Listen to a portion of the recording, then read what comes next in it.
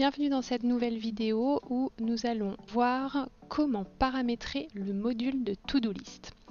Si vous avez du mal à vous organiser, si vous oubliez de relancer vos clients après leur avoir édité un devis, si vous ne savez plus de quand date le dernier entretien de votre machine d'épilation, par exemple, nous vous conseillons de visionner cette vidéo avec attention. En effet, avec le module de To-Do List, vous allez pouvoir gérer tout ça et c'est le logiciel qui va vous rappeler ce que vous devez faire grâce au petit bouton qui se trouve en haut à droite avec le petit warning. Dans cette première vidéo, nous allons voir comment paramétrer le module de To-Do List et vous pourrez ensuite voir dans une seconde vidéo comment l'utiliser. Allez, c'est parti. Donc on démarre, on va dans la partie paramétrage. Et on retrouve ici les trois boutons de paramétrage de la To-Do List. Le type de tâche, les catégories de tâches et les objectifs. On va commencer par le type de tâche. Par défaut, 4 types de tâches sont créés dans le logiciel dès l'ouverture. On retrouve la tâche interne, mail, téléphone et autres. Vous pouvez bien sûr en ajouter de nouveaux. Vous pouvez modifier les types de tâches existants en cliquant sur le bouton jaune et vous pouvez supprimer un type de tâche si ça ne correspond pas à votre activité en cliquant sur le bouton de suppression. Nous, on va ajouter un nouveau type de tâche, donc on va cliquer sur le bouton plus. Automatiquement, il renseigne le numéro d'ordre. Alors comme il y en a déjà 4, ça va être le 5e et on va pouvoir renseigner le type.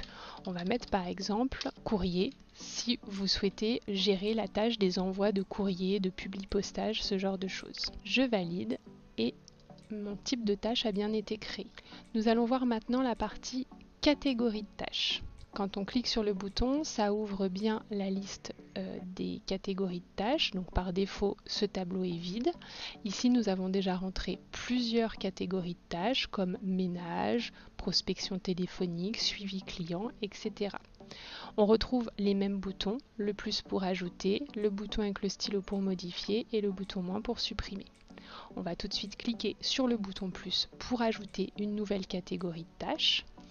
Même fonctionnement que pour les types de tâches, automatiquement il met un numéro d'ordre. Ce champ est modifiable si vous souhaitez mettre la nouvelle tâche que vous avez créée en premier. La catégorie que nous allons créer, ça va être par exemple relance client suite à un devis. On doit ensuite indiquer si cette catégorie de tâches, concerne un client, ça sera notre cas, et si elle concerne également un devis, ça sera notre cas car ça sera suite à l'établissement d'un devis. Quand vous créez une tâche de type interne, bien sûr ça ne concernera pas les clients, ça ne concernera pas les devis. Il peut y avoir des cas de figure également où ça concerne les clients, par exemple rappeler un client qui est venu faire un rendez-vous, même si derrière il n'y a pas eu de devis d'établi directement dans le logiciel. Une fois qu'on a bien tout renseigné, on clique sur le bouton valider et notre catégorie de tâches a bien été créée. On va terminer avec les objectifs de tâches. Ici, vous allez définir quel est le but de la tâche, quel est l'objectif.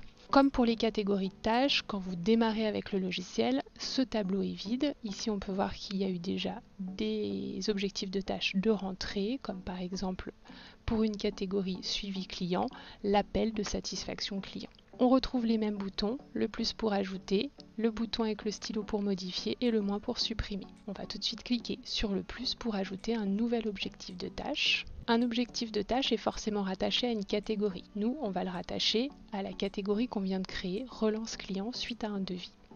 On va définir l'ordre si, par exemple, pour une même catégorie, il y a plusieurs objectifs différents. Nous, ce sera notre premier objectif et il n'y en aura peut-être qu'un pour ce cas.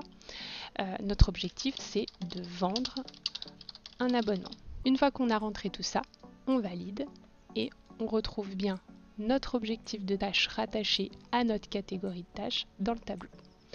Je vous invite maintenant à faire l'exercice proposé à la fin du tuto écrit et à passer à la suite de la formation.